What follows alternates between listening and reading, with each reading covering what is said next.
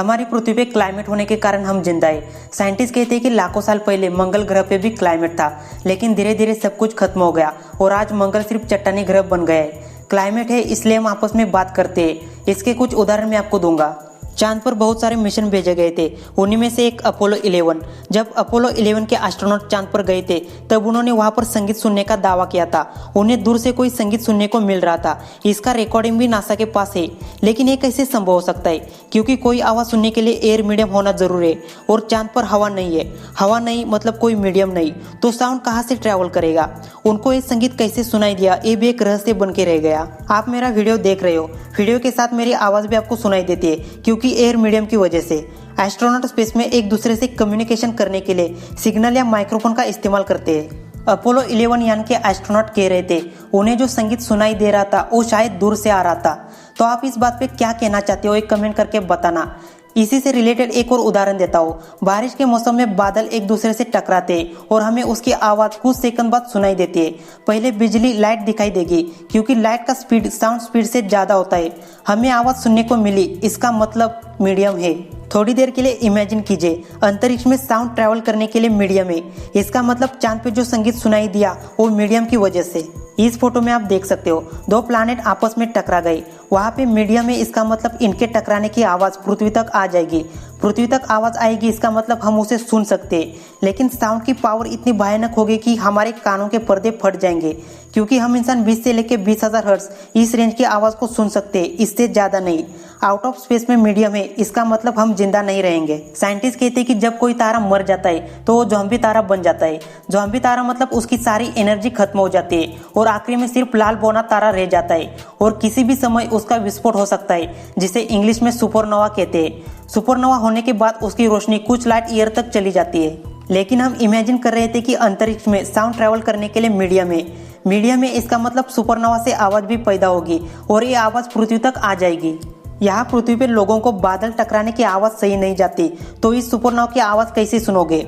इसलिए एक बात हमारे लिए अच्छी है, अंतरिक्ष में कोई मीडियम नहीं है। मुझे लगता है ये बात आप अच्छी तरह से समझ गए होंगे। नासा के हबल टेलीस्कोप ने कुछ ऐसे प्लैनेट भी खोज निकाले जिस पे आंधी काफी तेजी से बहती है। इतनी तेजी से कि अगर किसी इंसान को वहाँ पे सर्वाइव करने के लिए भेज दिया तो वहाँ पे उस इंसान को अपने पैरों पे खड़ा रहना भी मुश्किल हो जाएगा। हमारी पृथ्वी पे आंधी का खतरा ज़्यादा नहीं है, क्योंकि ये बात पृथ्वी के रोटेशन पे डिपेंड करती है। पृथ्वी एक सही स्पीड में घूमती है। सोलर सिस्टम में जुपिटर प्लैनेट सबसे तेज गति से घूमने वाला प्लैनेट है, इसलिए वहाँ पे जो भूखंड बन गए वो सालों तक घूमते रहते हैं। पृथ्वी पे जो भूखंड आते हैं वो ज़्यादा नुकसानदायक नहीं है। इंसानों को सुनामी और भूकंप से ज़्यादा खतरा है। टोर्नेडोज तूफान मतलब भूखंड से नहीं। तूफान हमें ज़्यादा नुकसान नहीं पहुंचाएंगे। फिर भी एक बात कहना चाहता हूँ, अमेरिका में हर साल 1200 से भी ज़्यादा टोर्नेडोज आते रहते हैं, लेकिन वो सब नॉर्मल होते हैं।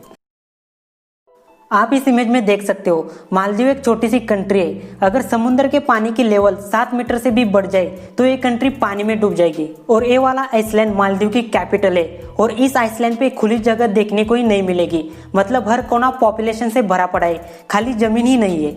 अगर हमने गलती से भी खराब हुआ खाना खाया तो बीमार पड़ सकते हैं, क्योंकि खराब खाने में बैक्टीरिया काफी ज्यादा बढ़ जाते हैं। बॉडी उसे पूरी तरह से मार नहीं सकती।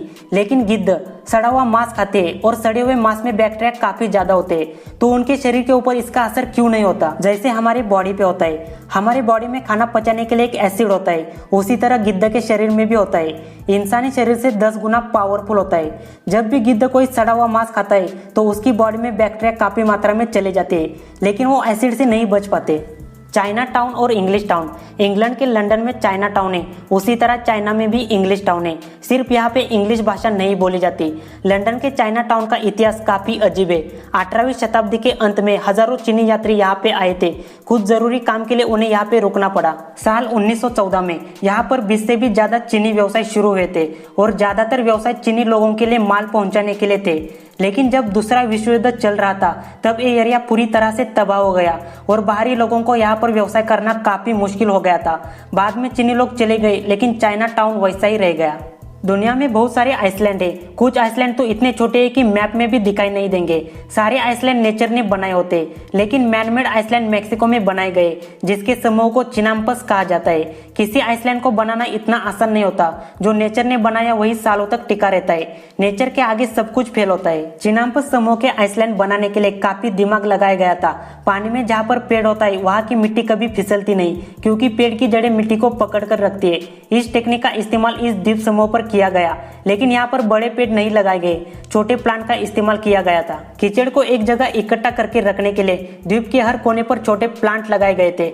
उस समय जो प्लांट लगाए गए थे वो दो तरह के थे, सैलिक्स लैसियोलेपिस और ह्यूजोट्स। ये दो प्लांट कीचड़ को पकड़ कर रखते थे। लेकिन दुनिया में घूमते घूमते लोग थक जाएंगे, लेकिन जगह कम नहीं पड़ेगी।